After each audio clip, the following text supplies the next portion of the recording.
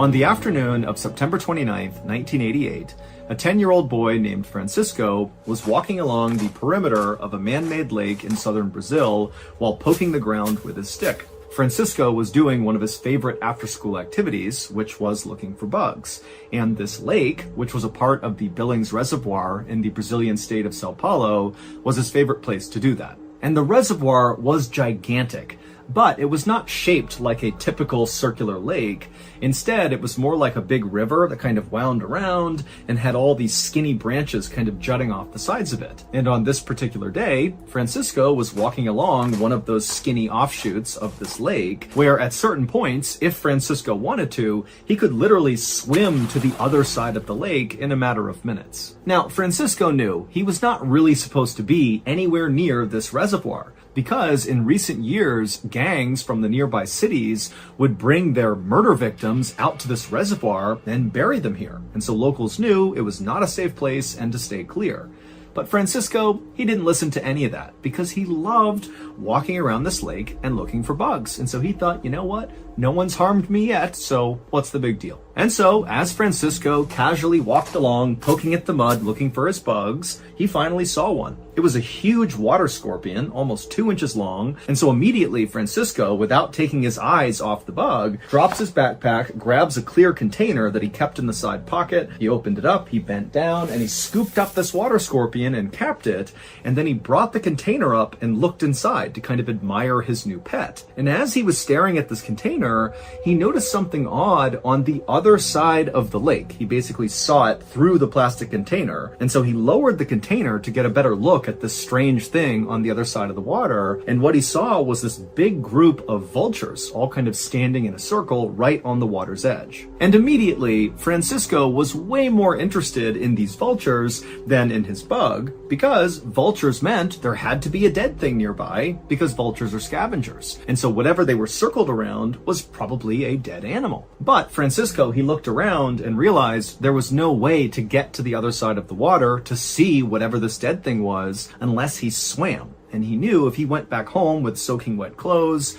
his mom would know he had snuck to the reservoir and he'd be in lots of trouble. And so, feeling really frustrated, Francisco just picked up a rock and chucked it to the other side, trying to splash the water near the vultures to get them to fly away so he could see the dead thing. But the first rock he threw did not really have an effect. The vultures just kind of turned around and looked at him and then went back to whatever was on the ground. And so Francisco gathered a big pile of like 25 rocks and began throwing them one after the other at these vultures. And finally, Francisco had caused enough chaos on the other side of the water that the vultures got upset and they took to the air and they flew away. And finally, Francisco got a clear view of the dead thing that was in the middle of the circle of vultures. Now, initially, Francisco thought this dead thing was going to be maybe a bird or some other small animal from the area, but when he got a good look at this dead thing from 30 feet away, it didn't look like either of those things. It didn't have fur, it didn't have feathers, it actually looked kind of pale, almost like a pig.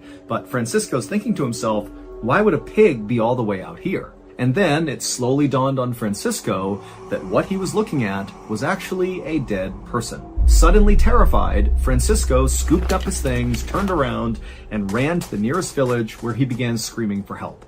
Within a few hours, the area along the water where the vultures had been and where this body was swarming with police and also with curious villagers. Normally, when a body was discovered in or near this reservoir, which unfortunately happened quite a bit because of all the recent gang violence, police would often break ranks from the investigation and walk over to the local onlookers and kind of fill them in and tell them, who this person was and what they think happened.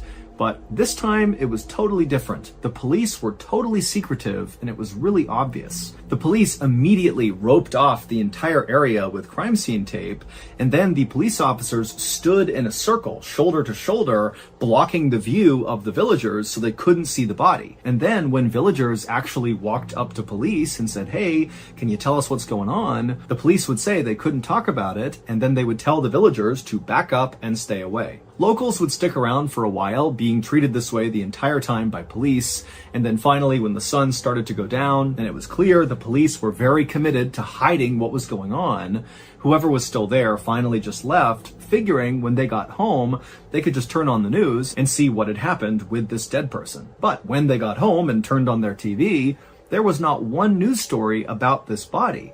And at a minimum, this story should have dominated local news, but it somehow was not being talked about. And then even stranger was the next morning when locals got up, they headed back to the reservoir to see what the police were up to. And when they got there, they found the police were gone, the body was gone, and there was absolutely no trace that anyone or anything had ever been there. It was like it had been totally sanitized. For days, locals in this area continued to check the TV news, they checked the radio, the newspapers for some story, some bit of information about this dead body that was found. But again, there was just absolutely nothing, and it just made no sense. Why wasn't anyone talking about this? And so eventually, in the absence of any official information about what happened, a rumor began to circulate among locals that the body belonged to a local fisherman who had gone missing 3 days before Francisco discovered him. And this fisherman, apparently he was an alcoholic, and he had gone to the reservoir and he had begun drinking, and apparently he drank so much that it killed him. Now, many people wondered, if this drunk fisherman story was the real story, then why were the police so secretive about the body, and why weren't they willing to give up any information to the crowd about what had happened to this guy? I mean, a drunk fisherman is not a super sensitive thing. It just seemed like that doesn't line up with the police's behavior. But questions like these remained unanswered, and after several weeks of still no new information, no news coverage anywhere, even the most skeptical of villagers who really thought there's something weird going on here, they just kind of forgot about it and moved on. Until 6 years later, in 1994, when someone, we don't know who, from the Brazilian government decided they just couldn't keep the secret any longer. And so they gathered up some photos and an autopsy report they were not supposed to have, and they smuggled those things to the media. And once the media published these things, it became immediately clear that the dead man who was found in the reservoir in 1988 was not a drunk fisherman who drank himself to death. Nor was he the victim of gang violence. Instead, it appeared that this person's death could potentially be paranormal.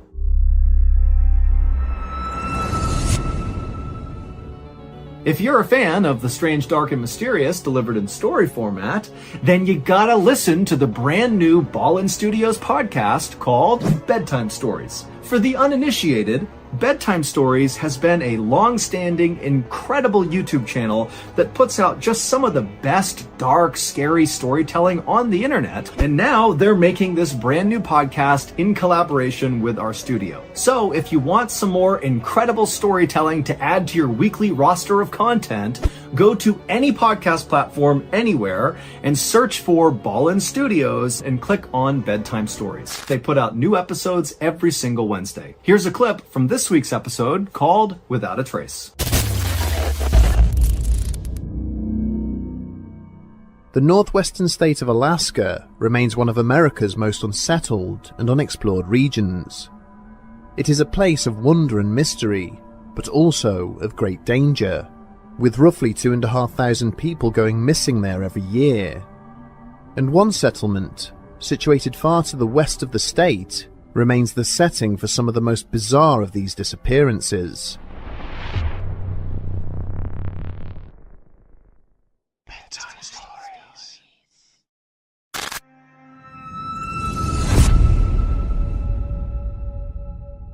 But before we dive into the significance of those leaked photos and the leaked autopsy report, you need to understand a weird aspect of Brazil's history. Brazil has an absolutely astounding number of sightings of unidentified flying objects, or UFOs for short. And these are not your typical UFO stories where some person claims they saw aliens or they were abducted by aliens, but they have no witnesses, they have no proof, they have nothing but their own story.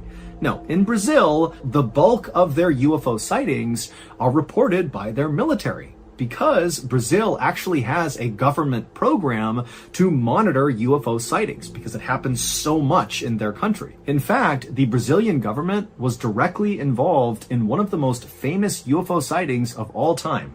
It was called the Night of the UFOs. This famous sighting, or sightings, because it actually happened in 4 different Brazilian states simultaneously, happened on May 19th, 1986, which was 2 years before Francisco spotted the dead body in the reservoir. On that 1986 day, at around 8:15 p.m., an air traffic controller at an international airport in Sao Paulo noticed 3 red lights hovering over the airport, and so the controller called it in and asked, what are these things? But nobody knew.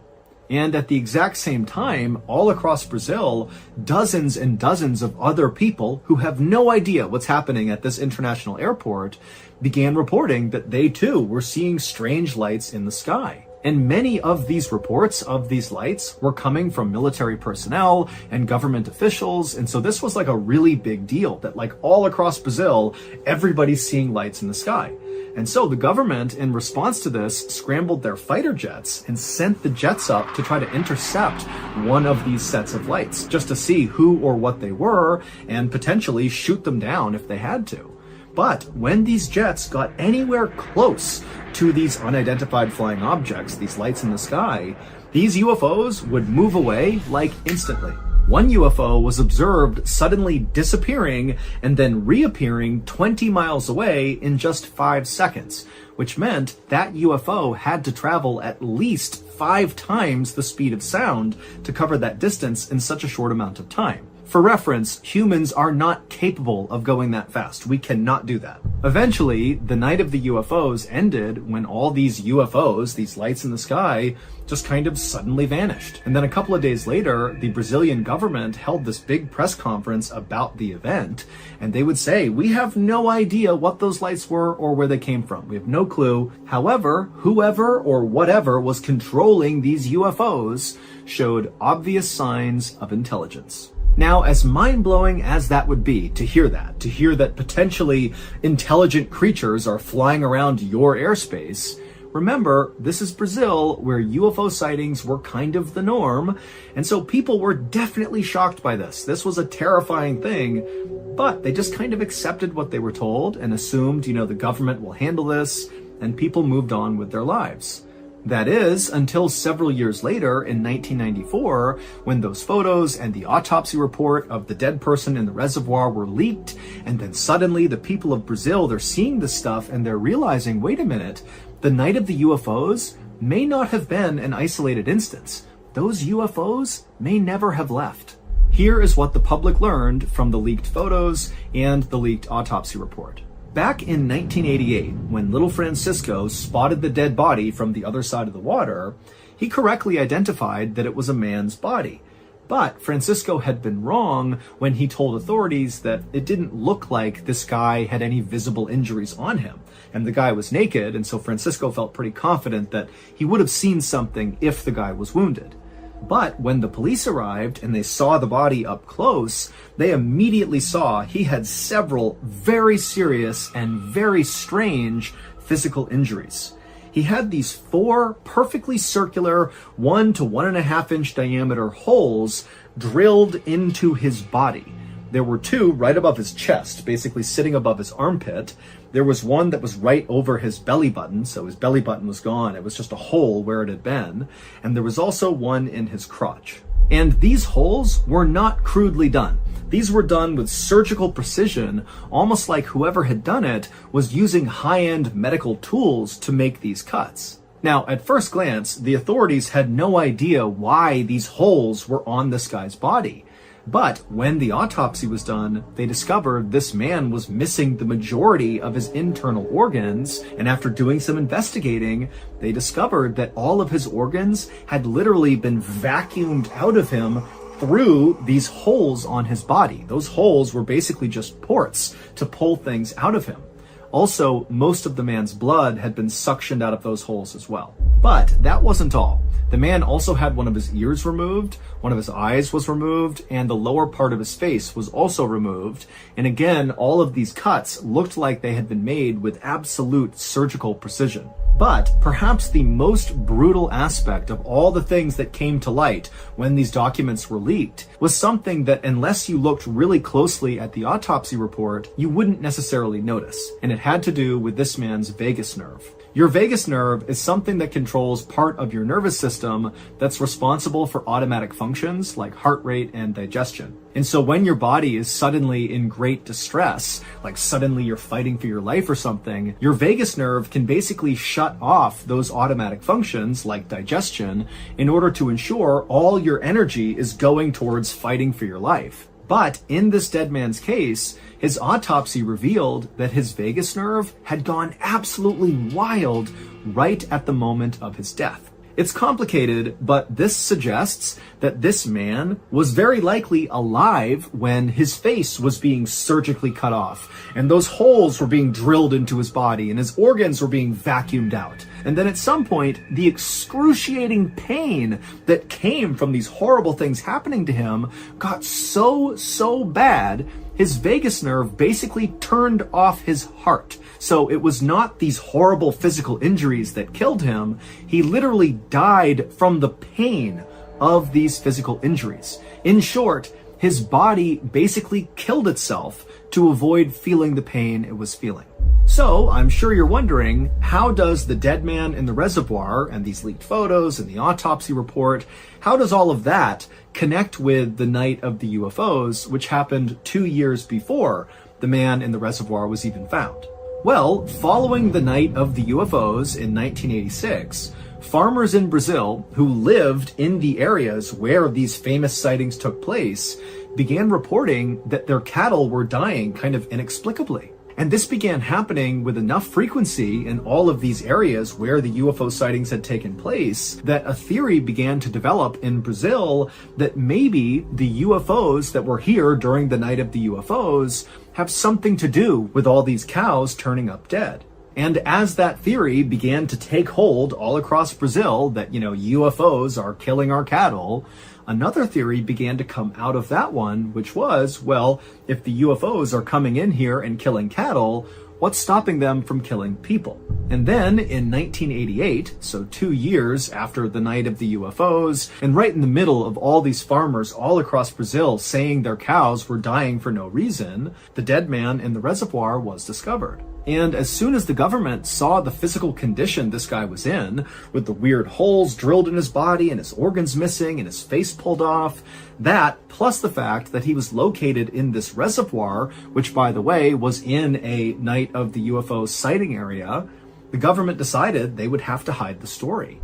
A critical detail that I have left out intentionally until right now is that the cattle who were turning up dead, they were turning up dead with circular holes drilled into their bodies, with organs missing and parts of their faces removed. Meaning, clearly, whatever was happening to these cattle inside of these sighting areas had happened to this man in the reservoir. And if that got out to the public, then it would confirm for many people in Brazil that, yep, the UFOs, they're the ones going after the cattle, and now they're going after us too. And so this was why the police were so secretive about the body and not letting anybody see it or learn anything about it. And it was also why no news was run anywhere in Brazil about the story. It's because the government was really trying to make sure it did not get out. And the government was able to keep it quiet until 1994 when those photos and the autopsy report were leaked.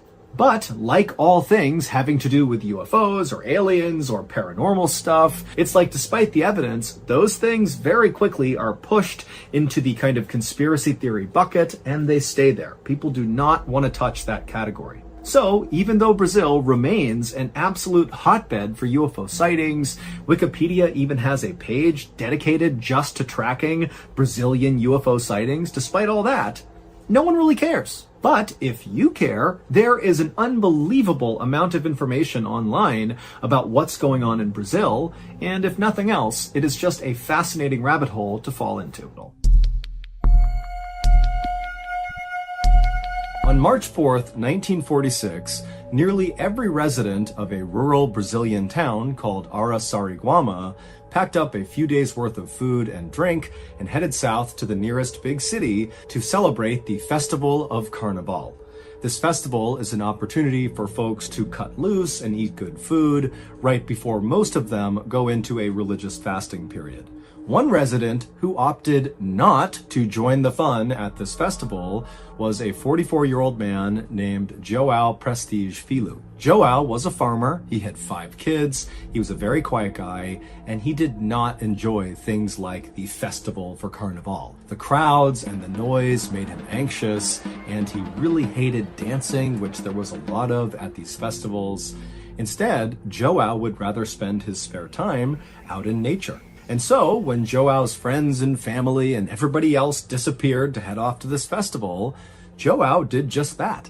He and his best friend packed up Joao's horse and cart, and they traveled across the dirt roads through the woods to the nearby Tietê River, where they spent the day fishing for catfish. And as Joao stood on the rocks casting out his line, he listened to the birds sing and the parrots swooping by. It was beautiful and sunny out. I mean, this was a perfect day for Joao. As sunset drew near, though, both Joao and his best friend knew that while the rainforest they were in was beautiful during the day, at night it could become quite hazardous with the animals that come out at night, and so they knew they needed to leave. And so they packed up all the fish they caught back into Joao's cart, and then the two of them hopped onto the cart and began making the journey back towards the town of Araçariguama. When the pair got to a split in the road, Joao's best friend hopped off the cart and walked on foot down one path because his house was actually just outside of the town, and Joao, still in his cart with his horse, said bye to his friend and went the other direction.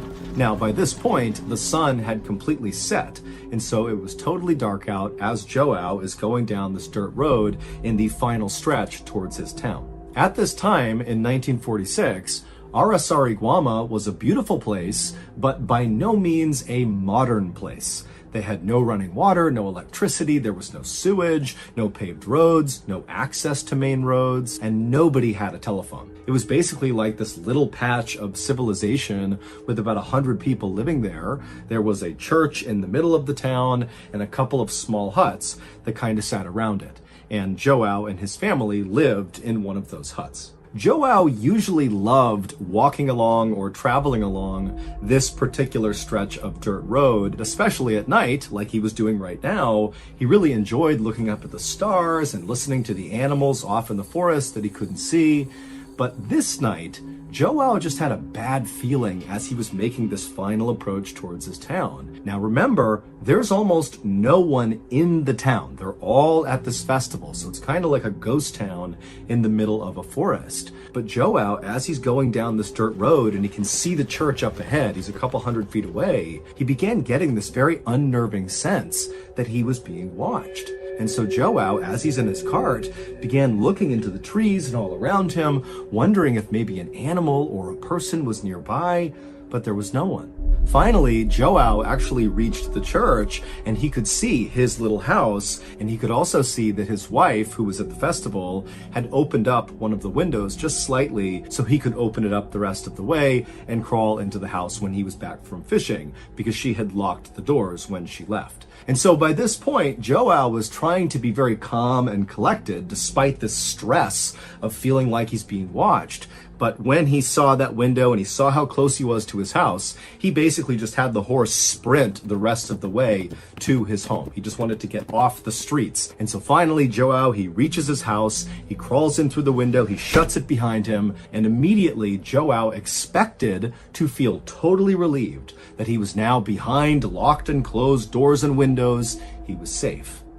But despite being inside of his home, he still had this sense that there was someone or something around him that was watching him. Joao, like many other residents of this village, was fairly superstitious. There was an old abandoned mine that was near the town, and Joao and his peers had grown up hearing stories about some monster that lived in the mine that would come out at night and roam the forest. And older people in this village would talk about this ancient serpent called Boitata that would come out at night, and it would appear in a burst of fire. And so Joao, he's thinking about the mine and these demons and ghosts that roam in the forest, and he's all alone because knows everyone's at this festival and he doesn't feel safe inside of his house, and so he's really starting to panic. And it's at this moment that he suddenly feels this sense that whatever or whoever has been watching him is right out his window to his left. And so Joao, as he's turning to look out the window, he's anticipating seeing a person out there, or maybe a jaguar or some other animal that's followed him from the rainforest. But when Joao turns and looks out the window into the dark night, what he sees right outside of his property was so terrifying that for a second Joao couldn't even breathe. And he just stood there staring at this thing, and then he tried to put his hands up to protect himself, but it was already too late.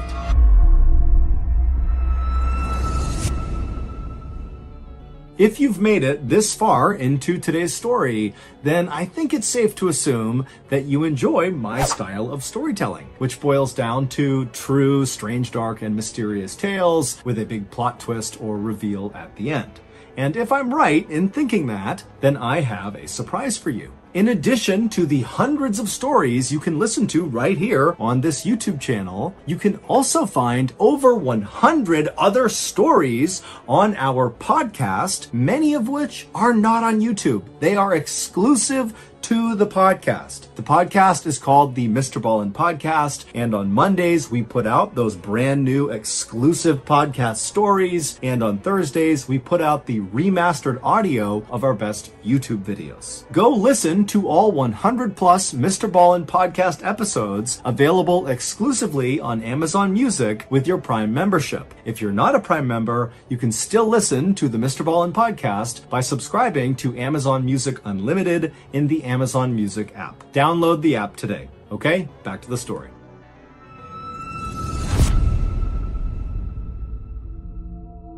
Minutes later, Joao would come stumbling out of his front door, out into the dark night. He's got a big blanket wrapped around him, and he was just screaming incoherently. And as he screamed all this nonsense, he began running in this kind of zigzag pattern with no clear destination in mind. It was just like this mindless running all through the village. And as he's running, he's got no shoes on, and he's stepping on sharp rocks and glass and trash. He's cutting his feet up horribly, but he doesn't seem to even notice. And so as he's doing this, he's causing this huge scene, but everybody's gone. It's a ghost town. It's just him in this abandoned village in the middle of a rainforest in Brazil. But eventually, Joao kind of calmed himself down and ran to his sister's house, Marie, because he noticed there was a lamp on inside of her house, and he was hoping that maybe she too had stayed back from the festival. And it would turn out Marie had not gone to the festival. She too did not really like big gatherings like that, and so she was home. And so Marie was in her kitchen when she began hearing outside this horrible screaming sound, almost guttural sounds coming from someone or some animal out there. And then before she could even figure out what it was, she heard this loud thud against her door. Marie was terrified, and she ran to her front window to look out and see what it was that had just collided with her door. And what she saw made no sense. It was her brother, Joao, but he was wrapped in that big blanket and his feet were all bloody, and he was screaming at the top of his lungs, but he wasn't saying anything. He was just kind of babbling. And so Marie was about to run over and open the door for her brother. But right before she did, as she's looking out the window, Joao turned and looked at her, and when he did, she screamed because his eyes looked so alien. They were wide and totally unfocused, and she thought, that can't be my brother. What's wrong with him? But she would go over and open the door because, after all, it is her brother. And so she opens the door. Joao kind of falls into the room and began writhing around on the ground, continuing this scream he was emitting that didn't even seem human. And the whole time, Marie is trying to ask him, what's wrong? What's going on here? She's scanning him, and besides the cuts all over his feet, he didn't appear to have other injuries. And so eventually, Marie just knelt down, and she was about to grab Joao and try to kind of stop him from moving around, to just look at him and try to have a conversation with him. But before she grabbed him, Joao rolled over and his lips opened up, exposing his teeth, and he kind of grimaced at her with those wild, unfocused eyes. And again, Marie just kind of backed up in horror. Who is this? What's happened to my brother? And as Marie stood up to get away from Joao, still with that sickening grin with his teeth exposed, had this kind of low hiss come out of his mouth. And so Marie, thinking he was trying to talk, she leaned in, and through this hiss, she heard him repeating, "It burns, it burns." And so Marie, thinking her brother must have been burned, instinctively began removing the blanket and pulling his clothes off to find the source of this burn on her brother. But besides the cuts all over his feet, as she's looking at his body, his skin looked totally normal. He looked completely unhurt. And so Marie turned up to look at Joao's face again to ask him more questions in hopes maybe he could tell her something. And it was at that moment she noticed that even though he didn't seem to have any other injuries, his complexion on his face was now starting to change. Now, Joao's cheeks had turned this kind of dark purple and almost looked like they were starting to swell. And so at this point, Marie knew, okay, I can't handle this. I don't know what's going on here. And so she would stand up and just kind of back away from Joao, who's still got that grimace with his teeth exposed and his purple cheeks. He's staring up at Marie. And Marie, she finally backs out and she goes out the front door and she begins running to the other side of town. Marie knew that there were two other men who had stayed home from this festival.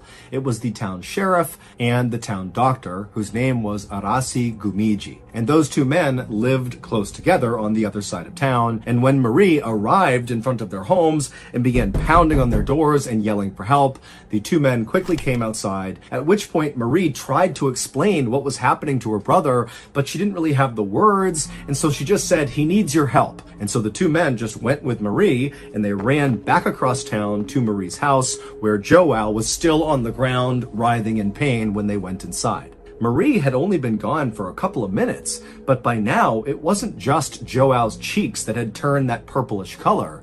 His chest and arms were also turning purple. At this point, the sheriff leaned over Joao and began asking him some questions, and Joao, he was obviously in horrible pain from something, but by this point he had calmed down enough to where he was speaking a little bit more. But what he was saying made no sense. He told the sheriff that he had been followed home and then he got burned. And when the sheriff asked him, "Who burned you?" all Joao could say was, "No one is to blame." At this point, the sheriff left Marie's house and jogged over to Joao's house to look for some sign of how he got burned. But when he got there, the house was completely unburned. Everything was exactly as it should have been. There was no scorch marks. There was not even a lit candle anywhere. So there was no clues as to what happened to Joao. By the time the sheriff got back to Marie's, it had been about 45 minutes from when Joao first got hurt.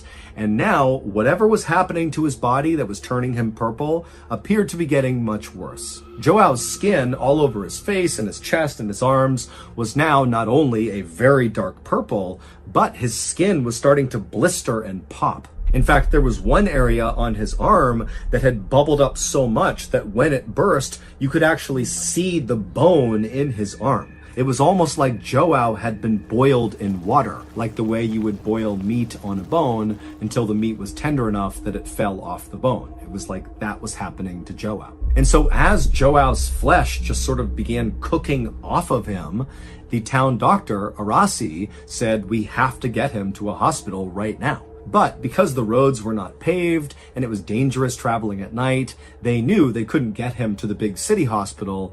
They would have to take him to a local hospital. And so the sheriff, who had a truck, said, "Let's just put him in the truck and I will drive him there." And so Arasi, the sheriff, and Marie, they got a new sheet, they wrapped up Joao inside of it, and they brought him outside, they put him in the sheriff's truck, and they began driving towards the hospital. Arasi stayed in the back with Joao as they made this drive, and every time the truck went over a bump, Joao would let out a cry of pain, and Arasi would look over and he would literally see these bumps were causing his skin to kind of fall off of his body. When they finally arrived at the local hospital, the staff there pulled Joao inside, they put him in a private room, they put him on a bed, and they had no idea how to treat him. It was like his injuries looked nothing like they had ever seen. They didn't even know where to begin, and they kind of assumed that Joao would not survive whatever was happening to him. And so the first thing they did is just pumped him full of painkillers. And while these painkillers didn't actually do anything to stop basically Joao's body from decomposing while he was still alive, they did at least allow Joao to stop feeling this horrible pain of his flesh falling off of him. And so Joao finally just kind of sunk back in his bed, and the sight of him must have just been horrific. He literally had huge chunks of his flesh just missing. I mean, literally parts of his skeleton were exposed to the naked eye. After the doctors had gotten Joao as stable as they could get him, Arasi, the local town doctor, sat down next to Joao and just began asking him questions. And for the first time, Joao was able to talk somewhat normally because he was on such a high dose of painkillers. And so Arasi began asking Joao to go over everything that happened from the time he left fishing for catfish until he arrived at his house and got burned. This is roughly what Joao told Arasi. He said on his walk home from fishing, he started getting that feeling that he was being watched. And it got more and more intense as he got into town, until finally he basically sprinted the rest of the way to his house, practically dove through that open window, shut it behind him, and expected to feel relief being in his own home again. But he didn't. The feeling only intensified that he was being watched. And at some point, he got that sense that whoever or whatever was watching him was to his left, out the window, out into his yard. And when Joao turned to look, what he saw standing outside was this dark figure kind of hovering over the ground, and it was staring right at Joao. And before Joao could even put his hands up to protect himself from whatever or whoever this was, this figure shot this bright ray of light directly into Joao's home through that window, which hit Joao in the chest and the face. And immediately Joao was blinded and confused by this light, and then it really started to burn. He believed he was on fire, which is why he grabbed that blanket and wrapped it around himself. He was trying to put out a non-existent fire, and that's when he stumbled outside and kind of zigged and zagged, kind of half trying to put this fire out until he arrived at Marie's house. But when he got there, that sensation of feeling like he was on fire didn't go away. It just got worse and worse and worse, and then his skin began falling off. When Arasi asked Joao, who do you think did this to you? Who do you think that figure was? And Joao, with bulging eyes, would sit forward and say to Arasi, "It wasn't of this world." And as Joao said this, a chunk from his cheek fell off, exposing his jaw and teeth. And as this happened, Joao asked one of the nurses for a water. And so Arasi is sitting there having heard the story as Joao, who's all hopped up on painkillers, is grabbing this water and drinking, and Arasi is watching the water dribble out of the hole now on the side of Joao's face. About 4 hours later, Joao would pass away from his injuries. There has never been any official explanation for what actually happened to Joao. The doctors just wrote cardiac arrest and generalized burns on his death certificate because they really had no idea what else to call this. Joao's family believed the Boitata, the ancient serpent that lived in the forest and appeared at night in a ball of fire, was responsible for what happened to Joao. Other people in town thought maybe it was the monsters or demons from the old abandoned mine that had come out and attacked Joao. Outside of Joao's town, people have theorized that Joao must have been subjected to some really high dose of radiation. And so this theory has led people to believe that, perhaps Joao was the victim of a secret weapon that the government was testing. But to create such a concentrated beam of radiation that only affects Joao would be way more technologically advanced than anything that was available at the time in the world. Not to mention, why would any government randomly target a Brazilian farmer with this weapon? But Joao would not be the only person in Brazil to die from mysterious rays of light. In the 1970s, so 30 years after Joao's death, several people in a city in northern Brazil reported seeing bright lights coming down from the sky, and then they too began turning purple and their skin began falling off and they would die. And so because of this high number of very strange deaths that looked just like Joao's, a new theory has taken root over the years to explain what happened to Joao and these people. And that is, they were attacked by a UFO. That Joel, when he looked out the window and saw that dark figure hovering over the ground, that was a UFO, and the light he saw was a weapon. The UFO was firing a ray of radiation that struck him and killed him, like it struck and killed the others in Brazil. The military actually looked into this theory in 1977 and 1978. It was called Operation Saucer, like flying saucer. However, officially, they came out and said they found no evidence that UFOs were in any way involved in what happened to Joao or these other people. However, many people are skeptical that we're really getting the truth.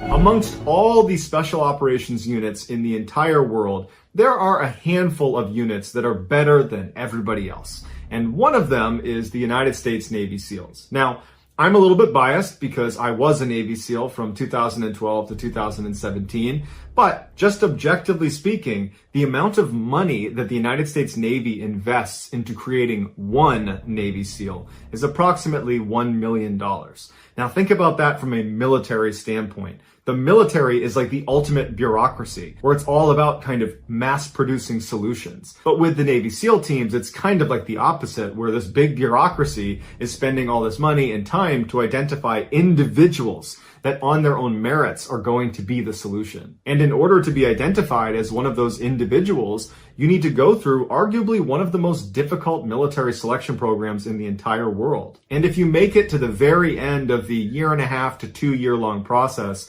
of becoming a Navy SEAL, one of the last things you have to do before you can actually put a trident on your chest and be a Navy SEAL is go through a course called SERE School. SERE stands for Survival, Evasion, Resistance, and Escape. They're going to teach you how to handle being captured by the enemy, and more specifically, being tortured by the enemy. Much of SERE School is done in the classroom, but the famous part of SERE School is done in the field. Now, before I get into anything to do with the field exercise, just know that I can't really talk in detail about it because a lot of it is actually sensitive information. So I'm going to be speaking in generalities about the course, but you'll get the gist and you will appreciate the audio recording. After you finish the classroom portion of SERE School, you move on to the kind of final training exercise or field exercise.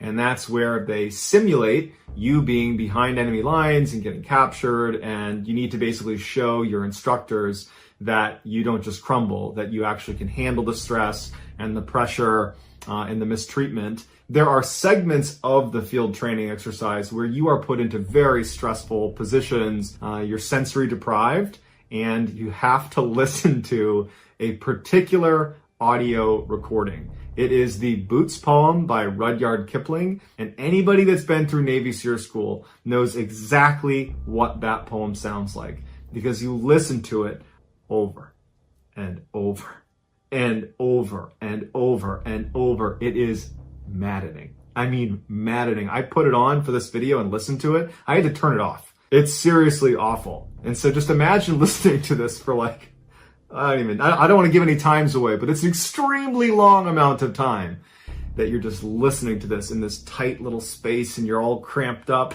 It's awful. It really is. So here you go. Have a listen to the official torture song of the Navy SEAL teams. We're slogging over Africa. So stand by day because the company, but night brings long strings of 40,000 million boots, moving up and down again. There's no discharge in the war. Try to think of something different. Oh, my God, keep me from going lunatic. Boots, moving up and down again. There's no discharge in the war. We're slogging over Africa. In 2013, a Reddit user was having a hard time getting to sleep, and then they would wake up in the middle of the night and their sleep was just generally broken, and so they decided they would look into downloading a sleep app. She wound up settling on a particular app called Sleep as Android because not only would it give her a whole bunch of information about her night's sleep, but it also had a constant recording going over the course of the night, and anytime it picked up an anomaly in sound, like snoring or talking in your sleep, it would record it and then clip it and provide it to you the next morning and show you these highlights of your sleeping from the night before. So she downloads the app, and starting on October 1st, 2013, she begins dutifully turning this thing on before she goes to bed. And then the next day she would get up, she'd review her sleep, she'd read all the graphs, she'd get all the reports. But the thing she wound up being the most interested in was this little timeline of all these instances where she would snore or make a funny sound. And it was just interesting because you don't get to listen to yourself sleep because, well, you're sleeping. But starting in November, so a month after downloading it, she started noticing that the app was picking up this strange clicking sound. It didn't have a consistent cadence to it. It almost sounded like someone had dropped something on the ground, but it was really difficult to discern it as something specific in the room. And so she assumed it had to be like the string on the fan, because some nights her fan was on, some nights it was off. And when it was swinging, maybe it was rattling the fan and the chain was bumping into the side of the frame, or it was just something else in her room. It didn't strike her as a very meaningful sound, but she was at least starting to be aware of this sound. Over the next couple of weeks, she heard the sound a couple more times, not while she was sleeping, just the next morning when she would see it on her app. And she actually started trying to recreate the sound by turning on the fan and actually shaking the fan to try to get the string to bounce up against the side in hopes that that would be the sound. But despite listening really intently for this sound, she just could not duplicate it and just didn't know where it was coming from. But again, she's not concerned, she's just a little bit perplexed. Then on December 30th, 2013, so this is about 3 months after downloading it, she's had about a month and a half of hearing these clicking sounds. She wakes up and she sees on her app's timeline, there's a whole bunch of audio recordings, but there's one particularly loud recording that took place at 2:04 a.m. earlier that morning. She loads it up and she starts hearing those clicking sounds that she'd grown accustomed to hearing, but then she hears herself sit up in the bed and say, "What are you doing?" And then there's a pause, and then a male voice says back to her, "Nothing." And then you hear some more clicking, and you hear that same voice say, "That's them." And so right after hearing this recording, the Reddit user is like, "Oh my God, was someone in my house?" And she runs around the house, makes sure nobody else is there.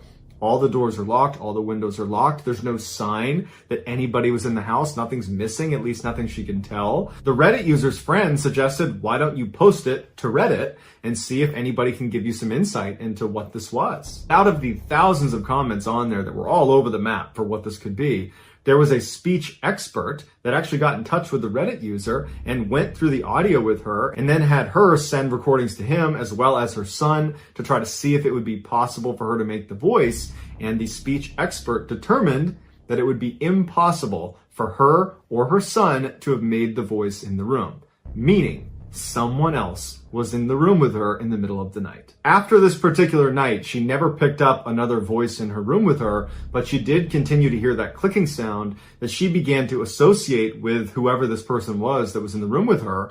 And so she and her son ultimately moved. Here is the audio recording.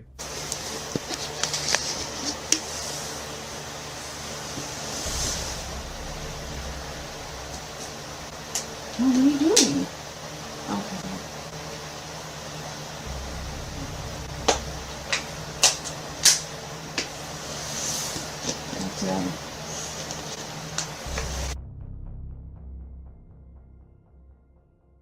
In the late 1940s and 1950s, Reverend Jim Jones was known for his charitable works and his efforts towards desegregating Indiana. This earned him a devoted, loyal following, in particular from the African American community. In 1956, he purchased a church in Indiana and he named it the People's Temple, and all of his loyal followers went there and joined his congregation. During his fiery sermons, Jones emphasized helping the poor and lifting up the downtrodden, but despite his best efforts, raising money was proving to be a big challenge for him. Jones knew he was an amazing performer and he was really good on stage, and so instead of trying to do all the old school church fundraising techniques, he decided to do something a little more new school that played to his strengths, which was performance. And so what he started doing is advertising that he could perform miracles, live miracles on stage. And specifically what he said he could do is he could pull cancer out of people. And he had this magic trick where he would go up to somebody that had cancer and he would appear to be pulling on them, and then he would pull out what looked like meat from this person. And it was meat. It was chicken meat. And he made it seem like he had removed the cancer, and people loved it, and his congregation swelled immediately, and money was pouring in. And it was around this time that Jones began to realize the power of his own influence.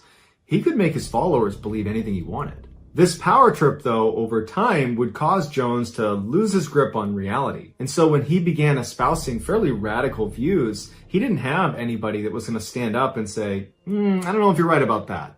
Instead, he had a mass of people that basically blindly agreed with him. But when his social goals became so radical that they attracted Marxist leaders and violent leftist groups to the People's Temple, it was the one time that his followers said, okay, enough is enough. And there was a mass defection out of the People's Temple. And some of these defectors, when they left and had a chance to kind of look at the People's Temple for what it was, they realized it was more like a cult, and that they had been brainwashed, and that Jim Jones was a lunatic, and anybody who followed him could potentially be in danger. And so they went to the media and told them about this. The media converges on the People's Temple, and all of a sudden it's this huge scandal that Jim Jones is the leader of a cult. And as stories started to break about Jim Jones being this awful person who was stealing from his members and abusing them and brainwashing them, he up and leaves for South America with hundreds of his most loyal followers, and they resettle in an area called Guyana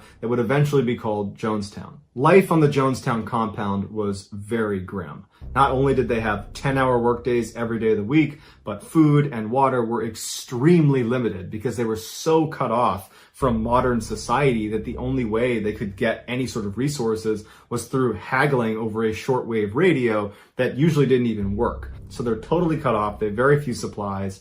And then at the end of their 10-hour workday, it was mandatory for all members to come into this main area underneath this big scaffolding where Jim Jones would get up on stage and he would rant and rave about various government conspiracies that were going to befall them. He would excoriate defectors and talk about how they needed to round them up and make examples of them. And if you stepped out of line, even just a little bit, you could find yourself locked inside of a coffin or trapped at the bottom of a well as a form of punishment. Jones was already spiraling out of control, but some health issues led him to take a daily, near lethal dose of amphetamines and sedatives that made him a total lunatic. Suddenly, his nighttime speeches just weren't enough, and he began pumping these crazy speeches 24/7 over loudspeakers all over the camp. One defector said the speeches were centered on this idea that back in the United States, the government was systematically rounding up African Americans and sending them to concentration camps. And it was only a matter of time before they came here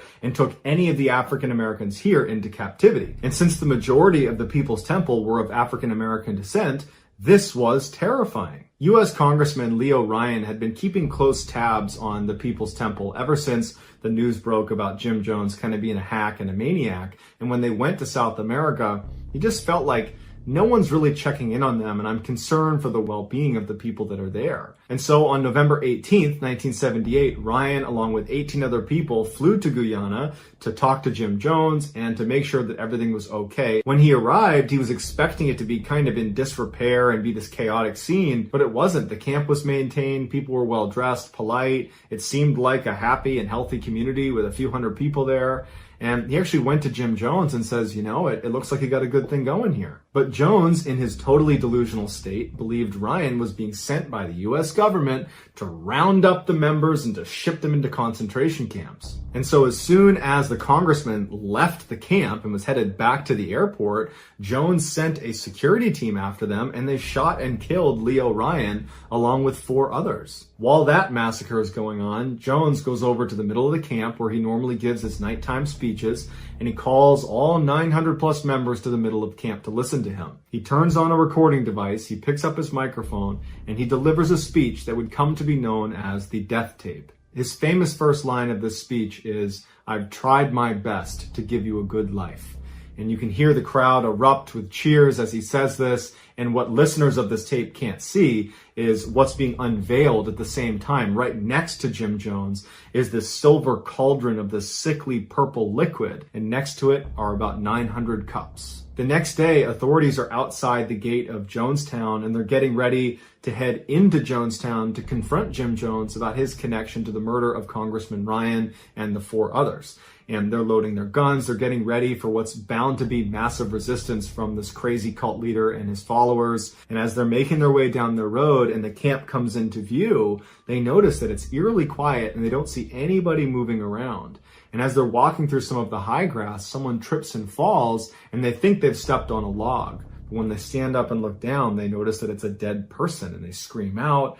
And then everyone's looking around, and they notice that all over the ground in front of them are hundreds and hundreds of dead bodies. There's more bodies than they can possibly count. The previous night, that purple liquid that was revealed to the crowd after Jim Jones begins his speech was Kool-Aid mixed with cyanide. And over the course of several hours, and it's all recorded on the death tape, he encourages his members to come up and die with dignity and drink the Kool-Aid. However, if you didn't drink the Kool-Aid or didn't want to drink the Kool-Aid, like many of the 300 children, their parents would make them, or the armed guards would come over and they would inject them with it. And after everybody's died, Jim Jones doesn't even drink from the Kool-Aid. He ends up shooting himself. I've decided to only include a very small portion of the death tape because so much of it is just, it's heartbreaking, it's distressing, and it should be something that you decide you want to listen to. It should not be thrust upon you. How very much I've tried my best to give you the good life.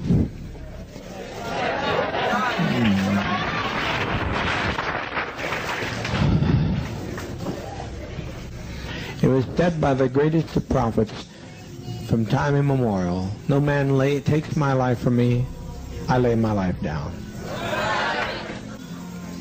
If we can't live in peace, then let's die in peace.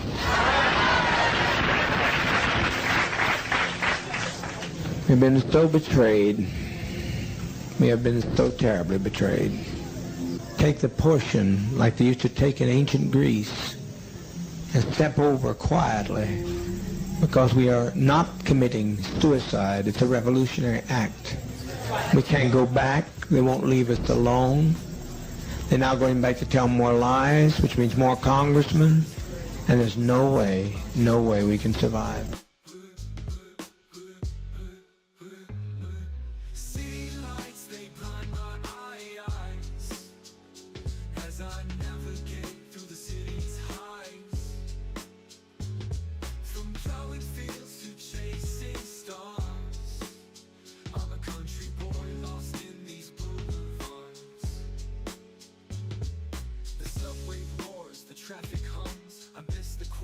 Nights where crickets sung,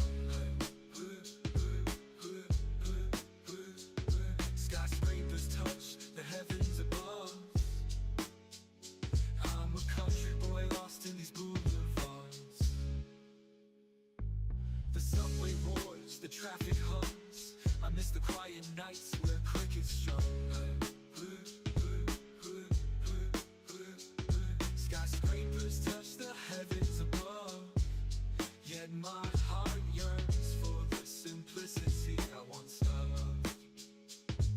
The corner store replaced the village well, and the park bench echoes stories to tell. I traded haystacks for office towers, but deep inside I still crave those rural hours. City lights, they blind my eyes as I navigate through the city's highs. From plowing fields to chasing stars, I'm a country boy lost in these boulevards. The corner store replaced the village well. Are you a fan of the Strange, Dark, and Mysterious? If you are, then you're in luck, because our very popular Strange, Dark, and Mysterious podcast, called the MrBallen Podcast, is no longer exclusively on Amazon Music. It is now available on all podcast platforms, and it's free. So, if you haven't listened to the MrBallen Podcast since it went exclusive in 2022 with Amazon, well, buckle up, because now there's over 200 episodes on this show, and many of them have never been told on YouTube. They are only available on the podcast, and you got all of them right now to go binge. You can find those special podcast exclusive episodes just by looking for the words podcast exclusive in the individual episode title. So again, the chart-topping, highly popular MrBallen podcast is once again available on all podcast platforms, and it's free. To listen, just search for the MrBallen podcast on Amazon Music or wherever else you listen to your podcasts, and then give the show a follow and start listening. Also, if you're one of the amazing people who continued listening to the MrBallen podcast on Amazon Music when it went exclusive, well, don't give up your subscription just yet, because there are still major perks for people listening to the show on Amazon Music. With your Prime membership, you can listen to brand new episodes of the MrBallen podcast 30 days earlier and ad-free on Amazon Music. But again, the show is available on all podcast platforms and it's free, so go enjoy. So that's going to do it. If you got something out of today's episode and you haven't done this already, please figure out which book the like button is reading currently, and when they're about halfway done with it, spoil the ending. Also, please subscribe to our channel and turn on all notifications so you don't miss any of our weekly uploads. We have a podcast called the MrBallen Podcast that puts out brand new podcast exclusive stories on Monday mornings, and on Thursday mornings, we put up the remastered audio of our best YouTube videos. Again, the podcast is just called the MrBallen Podcast, and it's available exclusively on Amazon Music. Consider donating to our charity. It's called the MrBallen Foundation, and it provides support to victims of violent crime as well as their families. Monthly donors to the MrBallen Foundation Honor Them Society will receive free gifts and exclusive invites to special live events. Go to MrBallen.Foundation and click on Get Involved to join the Honor Them Society today. We have 2 additional YouTube channels, MrBallen Shorts and MrBallen en Espanol. We also put out near daily content on TikTok, Facebook, and Snapchat. All of those channels are just called MrBallen. If you want to get in touch with me, please follow me on any major social media platform and then send me a direct message. My username is @MrBallen, and I really do read the majority of my DMs. To check out our merch, join our Discord server, or just see what's going on inside of Ballen Studios, head on over to our brand new website, ballenstudios.com. So whether I see you on Instagram, TikTok, Reddit, YouTube, Facebook, other YouTube channels, the podcast, wherever, just know that I really appreciate your support. And until next time, that's going to do it. See ya.